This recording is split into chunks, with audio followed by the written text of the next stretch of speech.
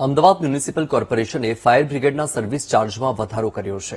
એએમસીની standing કમિટીની બેઠકમાં આ નિર્ણય કરાયો, જેમાં અમદાવાદ બહારના કોલ ચાર્જમાં વધારો કરાયો છે। પહેલા 8 કલાકના 1000 રૂપિયા ચાર્જ લેવામાં આવશે, ત્યારબાદ 2 કલાકના 250 રૂપિયા ચાર્જ લેવાશે।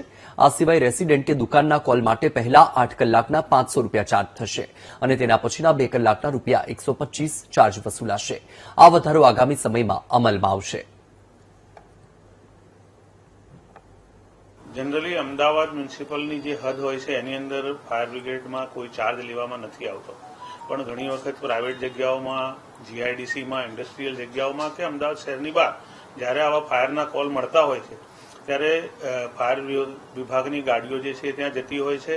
एनो पेट्रोलनो, डीजलनो खर्च होय छे, साथे साथे माणस कलाको जे छे ए पण त्यां आगळ जता होय छे।